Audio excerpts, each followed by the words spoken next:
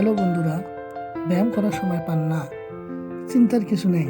আজ আমি আপনাদের জানাবো কিভাবে শুধু সঠিক খাবার খেয়ে পেটের চর্বি কমানো যায়।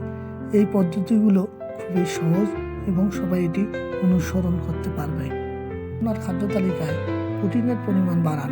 প্রোটিন হজম হতে বেশি সময় নেয়, তাই দীর্ঘক্ষণ পেট ভরা থাকে এবং খিদে কম লাগে। প্রতিদিনের খাবারে ডিম, মাছ, ডাল বা পনিরের মতো প্রোটিন সমৃদ্ধ খাবার অবশ্যই রাখুন। জল পান করা ওজন কমানোর একটি গুরুত্বপূর্ণ বিষয়। খাবার খাওয়ার আগে 1 গ্লাস জল খেলে আপনার পেট কিছুটা ভরে যাবে এবং আপনি কম খাবেন। এছাড়াও জল শরীর থেকে টক্সিন বের করে দিতে সাহায্য করে। আপনার খাবারে ফাইবারযুক্ত খাবারের পরিমাণ বৃদ্ধি করুন।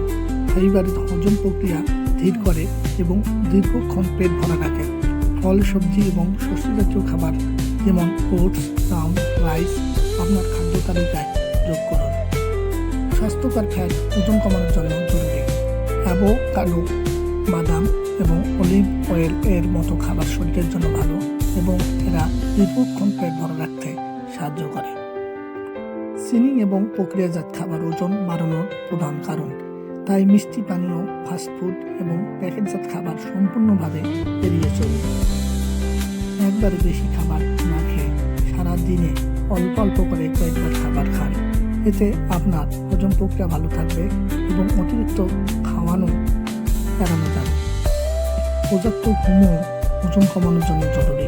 প্রতিদিন 7 থেকে 8 ঘন্টা ঘুমানো শরীরের হরমোন ব্যালেন্স করতে সাহায্য করে, যা ওজন নিয়ন্ত্রণে রাখে। প্রতিদিন সকালে খালি পেটে হালকা গরম জলে লেবুর রস মিশিয়ে পান করুন।